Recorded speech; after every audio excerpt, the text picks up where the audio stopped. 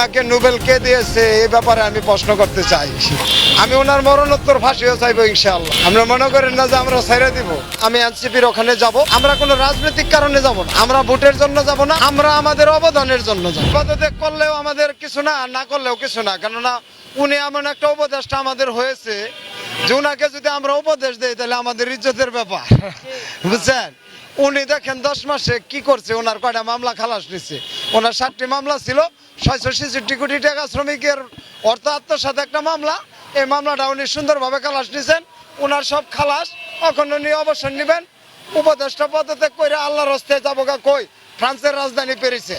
উনি কি 10 মাস নিজের টেয়া ব্যয় করে খাইছে? এই 10 মাস যদি উনি এই উপদেষ্টা না হয়তো উনি কি ব্যয় করে খাইতো না? উনি একজন শিল্পপতি, রাষ্ট্রীয় কোনো সুবিধা ছাড়ছে? আমি রিক্সাওয়ালা ঘর ভাড়া দিয়ে থাকতে পারি না, মেট্রোর নিচে ঘুমাইতেছি, এই কথা কি উনি দেখবে? এগুলো আমাদেরকে কিস্তিতে একটা ব্যবস্থা করে দিচ্ছে যে ওনারা ব্যাংকের ঋণ নিচ্ছে 50 বছরে দিব, আমাকে কিস্তি দিছে সপ্তাহে 7 দিন পরে পরে দিব। আমি যদি মরে যাই আমার লাশ ডাইকা যাই ওকে কিস্তি দিন লাগবো, আর ওরা যদি ব্যাংক ঋণ লিয়া মরে যায় তাহলে ওর পোলারা সুবিধা বুঝা দিব। এই যে সিস্টেম তৈরি করার পরে উনি গোটা বিশ্বের শান্তি আইন আমাদের যে অশান্তিতে ফেলছে, এই অশান্তির কথাকে আপনারা দেশবাসীর কাছে তুলে ধরবেন। উনাকে নোবেল কে দিয়েছে এই ব্যাপারে আমি প্রশ্ন করতে চাই। দেশের মানুষের অবস্থান না বুঝে একজনকে স্টার বানানো, এ ধরনের নোবেল দিয়ে একটি জাতিকে বিতর্কিত করা হয়েছে। আমাদেরকে একটি দেশের ভূখণ্ড থেকে বাদ দেওয়া হয়েছে। একটি স্বাধীন দেশে কোন স্বাধীনতার স্বাদে আমাদের ভোগ করতে দেওয়া হয়নি এই সব নোবেল বিজয়ীদের জন্য। আজকে আমি উনারে একলা বলবো, ওই ফজলে হাসান আবেদ আছে, উনি কিছুদিন আগে মারা গেছে। আমি ওনার মরণোত্তর ফাঁসিও চাইবো ইনশাআল্লাহ। আমরা মনে করেন না যে আমরা ছেড়ে দিব, কারণ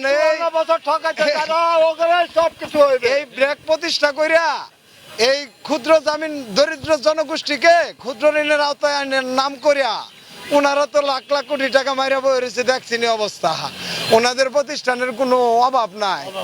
দেশের নামি দামি মেডিকেল, নামি দামি কলেজ, ইউনিভার্সিটি, হাসপাতাল, ব্যাংক, গাড়ি, বিজনেস সব কিছু ওনাদের।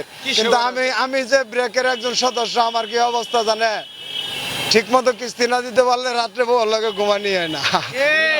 বিশ্বাস যদি না করেন তাহলে এটা এর চেয়ে খোলামেলা আর কত বলবো। প্রিয় দেশবাসী, আমাদের এই কথা এভাবে ধারাবাহিক চলতে থাকবে। আমাদের সাংবাদিক ভাইদের জন্য একটু দোয়া করবেন, ওনারা যেন আমাদের কথাগুলো আপনাদের সামনে তুলে ধরতে পারে।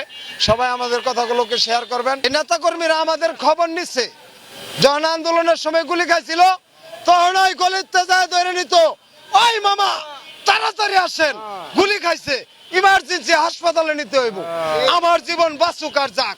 ওই সময় আমাকে কিন্তু ভুল করে নাই বাবা, ওই সময় বাপটাকে লই লইছে, আসেন মামা।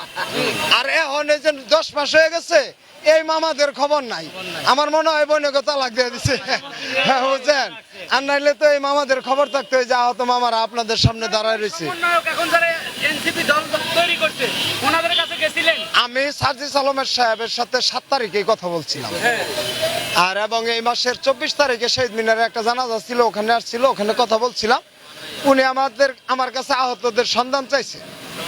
আমি এই জন্য এনসিপিকে ধন্যবাদ জানাবো যে ওনারা দেশকে ভালোবাসেন, দেশের মানুষকেও ভালোবাসেন, দেশের মানুষের খবর তারা নিবে। জনাব সার্জিস আলম সাহেব আমাকে বলছে যে আপনি আহতদের নিয়ে আসছেন। আমি বলছি না বস, আমি তো আহতদের নিয়ে আসিনি, আমি আহতদের হাসপাতালে নিচ্ছি, ওই রকম রিক্সা চালক। উনি বলছে আপনাকে আমি চিনি, আপনি আপনার কাজ চালায় যান, আহতদের নিয়ে এসে। এটা সার্জিস আলম সাহেব বলছে, এবং উনি আমাকে অফিসের ঠিকানা দিচ্ছে। আজকেই সন্ধ্যার পর এই আহত ভাইদেরকে নিয়ে, আমার আর কোন নেতাকর্মী নিয়ে আমি এনসিপির ওখানে যাব। আমরা কোনো রাজনৈতিক কারণে যাব না, আমরা ভোটের জন্য যাব না, আমরা আমাদের অবদানের জন্য যাব। এখানে যারা দেখছেন আমার এই চালকগুলো সবাই জুলাইয়ের যোদ্ধা, সবাই চলমান ছিল, রাস্তায় এরা ভূমিকা ছিল। এদেরকে নিয়ে আগামীতে আপনাদের সামনে আরো কথা হবে ইনশাল্লাহ।